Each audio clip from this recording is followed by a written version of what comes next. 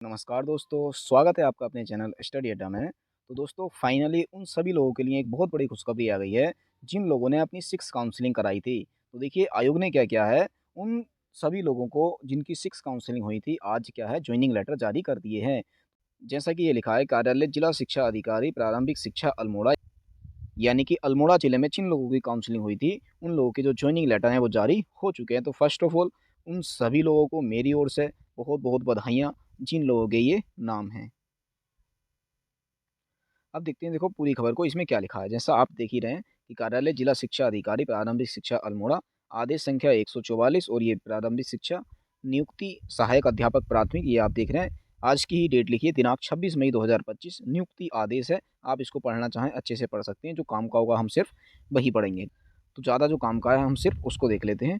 जैसा कि यहाँ लिखा है कि देखो कि NIOS DLED प्रशिक्षण प्राप्त अभ्यर्थियों के द्वारा 10 अगस्त 2017 को विद्यालय में कार्यरत होने संबंधी प्रमाण पत्र असत्य पाए जाने की स्थिति में तथा सत्यापन में अन्य प्रमाण पत्रों में विभिन्नता पाए जाने की दशा में अभ्यर्थी की नियुक्ति तत्काल निरस्त कर दी जाएगी तथा आवश्यक कार्यवाही की जाएगी कि जितने भी NIOS से DLED वाले बच्चे थे, उनका जिन जिन का यहाँ पर नंबर आया है, तो उन्होंने जो अपना कार्यरत होने संबंधी प्रमाण पत्र लगाया होगा, यानी कि जो एक्सपीरियंस लेटर लगाया होगा, उसकी क्या है जाँच होगी। और साथ में अन्य जितने भी उन्होंने प्रमाण पत्र लगाए हैं, जितने भी डॉक्यूमेंट्स लगाए हैं, सारे के सारों की जाँच होनी है। अगर उनमें से कोई भी डॉक्यूमेंट्स असत्य पाया जाता है, गलत पाया जाता है, तो उन अभ्यर्थियों की जो नियुक्ति है, वो निरस्त कर दी जाएगी और साथ ही उनके खिलाफ कोई कार्यवाही की जाएगी। तो जैसा कि आप देख रहे हैं, इसमें सबसे पहले जो ऊपर टॉप में नाम है, ये है ममता जोशी जी हैं। इनके फादर का नेम है राजेंद्र प्रकाश जोशी जी। ये इनकी जन्म तिथि आप देख रहे हैं, सामान्य वर्ग की है। जेडबीसी इनका सब्जेक्ट रहा है और ये इनको विद्यालय मिला है राजकीय प्राथमिक विद्यालय कुमड़मगाड़, धौला देवी, अल्मोड़ा में है ये। विकासखंड है धौला देवी, तो ये इन धौला देवी विकासखंड में राजकीय प्राथमिक विद्यालय कुमड़मगाड़ इसको मिला हुआ है। बाकी आप देख रहे हैं फिर ये रुचि कांडपाल, दीप्ति पाठक, तनीषा करेला, हरीश कुमार, भूपाल सिंह, धीरज कुमार, मंजीत सिंह और प्रकाश चंद, संदीप जोशी, शिशुपाल, ललित नाथ, ये 12 लोग हैं टोटल। हालाँकि देखो अगर आप देखेंगे ना, तो अल्मोड़ा में ज़िले में क्या थी, कुछ सीटें और भी थी और यहाँ पर आपको जो जॉइनिंग लेटर है सिर्फ 12 के ही देखने को मिले हैं। तो बहुत सारे अभ्यर्थियों को ये कन्फ्यूजन भी हो सकता है कि भाई सीटें ज़्यादा थी, परंतु जॉइनिंग लेटर 12 ही क्यों जारी हुए हैं? क्योंकि देखो 12 जॉइनिंग लेटर जारी होने का ये कारण है कि वहाँ पर जो सीटें ज़्यादा थीं, उसमें बहुत सारे बैकलॉग के पद थे और बैकलॉग के पद पर जो अभ्यर्थी थे वो काउंसलिंग कराने के लिए पहुँचे नहीं। सामान्य में तो अभ्यर्थी बहुत सारे पहुँच गए थे काउंसलिंग करवाने के लिए, परंतु जो बैकलॉग के पद थे, पीएच वाले पद थे, विकलांग वाले थे, कोई ब्लाइंडनेस था, हियरिंग इम्पेयरमेंट वाले थे, तो वो पद जो खाली थे, वहाँ पर कोई पहुँचा ही नहीं, जिसकी वजह से वो सीटें खाली की खाली रह गईं और सिर्फ 12 ही जॉइनिंग लेटर मिले हैं। ठीक हो गया ना?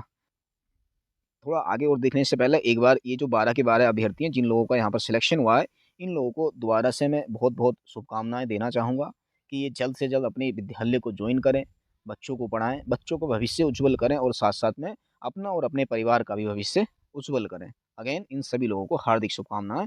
तो देखो इसके कुछ नियम कानून हैं, वो उसको थोड़ा-सा देख लेते हैं हम।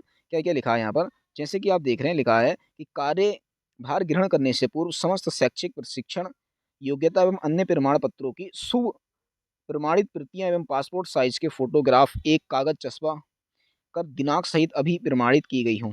3 पत्रावलियों में संबंधित उप जिला शिक्षा अधिकारी कार्यालय में प्रस्तुत करेंगे और मूल अभिलेखों से मिलान भी करवाएंगे। मूल दस्तावेजों के मिलान के उपरांत उप शिक्षा अधिकारी की अनुमति के उपरांत नियुक्त विद्यालय पर कार्यभार ग्रहण करेंगे। इसका मतलब ये है कि भी जब अब इनको इन लोगों को क्या करना है, 15 दिन के अंदर-अंदर क्या करना है, अभी अपना कार्यभार ग्रहण करना है और साथ ही साथ में इन लोगों को और क्या करना है कि भई इनके जितने भी डॉक्यूमेंट्स उन्होंने वहाँ पर लगाए थे, तो ये उन डॉक्यूमेंट्स की क्या लेकर जाएँगे, शुभ प्रमाणित प्रतियाँ लेकर जाएँगे। साथ-साथ में पासपोर्ट साइज़ के फ़ोटोग्राफ लेकर जाएँगे और एक सादा कागज़ लेंगे, उस पर फ़ोटो चिपका कर उसको प्रमाणित करवा लेंगे। ठीक हो गया? यानी कि एक सादा कागज़ लेना, उस पर फ़ोटो चिपकाना और फिर उसको प्रमाणित करवा लेना है। और कैसे 3 सेट बनाने हैं यहाँ पर, 3 पत्रावलियों में संबंधित उप शिक्षा अधिकारी, यानी कि उनका जो भी वो होता है बीओ ऑफ़िस, तो वहाँ पर पहुँचेंगे और वहाँ पर पहुँचकर जितने भी इन्होंने अभिलेख लगाए थे, जितने भी डॉक्यूमेंट्स लगाए थे, उनसे वहाँ पर मैच करेंगे और उसके बाद फिर ये इनको जो भी विद्यालय आवंटित हुआ है, उस विद्यालय में जाकर जो कार्यभार है उसको ग्रहण कर लेंगे। दूसरा लिखा है कि समस्त अभ्यर्थी अंतिम शैक्षिक प्रशिक्षण संस्थान एवं अन्य 2 संभ्रांत व्यक्ति जिनमें कम से कम एक राजपत्रित अधिकारी हो से प्राप्त चरित्र प्रमाण पत्र जो 6 माह से अधिक पुराना नहीं हो, इसका मतलब ये है कि भई जितने भी अभ्यर्थियों का सिलेक्शन हुआ है, उनको एक चरित्र प्रमाण पत्र भी बनवाना पड़ेगा। दूसरा लिखा है, आरक्षित श्रेणी के अभ्यर्थी सक्षम अधिकारी द्वारा प्रदत्त प्रमाण पत्र भी प्रस्तुत करेंगे। यानी कि अगर कोई व्यक्ति ऐसा है जिसने आरक्षण की सुविधा ली है, तो वो क्या करेगा, आरक्षण से संबंधित प्रमाण पत्र भी लेकर जाएगा। अभ्यर्थी मुख्य चिकित्सा अधिकारी, मुख्य चिकित्सा अधीक्षक के स्वास्थ्य प्रमाण पत्र, यानी कि उनको क्या है, एक फिटनेस सर्टिफिकेट भी उनको देना पड़ेगा। और क्या लिखा है और देख लेते हैं। और देखो इनका देना पड़ेगा, विवाहित होने की स्थिति में एक पति अथवा पत्नी होने का घोषणा पत्र प्रस्तुत करना पड़ेगा। कि अगर कोई विवाहित है तो उसे ये घोषणा पत्र प्रस्तुत करना पड़ेगा कि भाई उसका एक पति है या फिर एक पत्नी है, एक से ज़्यादा नहीं होनी चाहिए। फिर लिखा है, भूतपूर्व सैनिक कोटे से चयनित अभ्यर्थी इस हादसे का शुभ घोषणा पत्र प्रस्तुत करेंगे कि इस नियुक्ति से पूर्व किसी अन्य नियुक्ति में भूतपूर्व सैनिक कोटे का लाभ नहीं लिया गया है। यानी कि जितने भी भूतपूर्व सैनिक वाले अभ्यर्थी होते हैं वो क्या करेंगे, वो ये प्रमाण पत्र प्रस्तुत करेंगे कि इससे पहले उन्होंने कहीं पर भी इसका लाभ नहीं लिया है। उपरोक्त शर्तों को पूर्ण करने में असफल रहने पर अभ्यर्थी की नियुक्ति शुभतः समाप्त मानी जाएगी। अगर कोई भी अभ्यर्थी इन डॉक्यूमेंट्स को नहीं दे पाता है, तो उसका जो अभ्यर्थन है वो समाप्त हो जाएगा। आप ये सारे के सारे और देख सकती हैं जो पढ़ना है। बस इसमें एक चीज़ और इम्पोर्टेंट है, वो इसमें ये कहा गया था कि भई जितने भी ऐसे अभ्यर्थी हैं जिन्होंने उत्तराखंड से बाहर किसी अन्य राज्य से डीएलएड किया हुआ है, तो वो क्या करेंगे, एक शपथ पत्र प्रस्तुत करेंगे कि भई जिस राज्य से उन्होंने डीएलएड किया है, उस राज्य में डीएलएड में एडमिशन होने के लिए वहाँ पर स्थायी निवास की बाध्यता नहीं थी। तो ये चीज़ आप यहाँ पर देख सकते हैं, अच्छे से पढ़ सकते हैं। बाकी कोई ज़्यादा और इसमें नहीं लिखा गया है। बाकी जो भी है आप इसको पढ़ सकते हैं। हाँ, और अगर आपको ये पीडीएफ चाहिए तो आप हमारे टेलीग्राम चैनल से जुड़ जाना।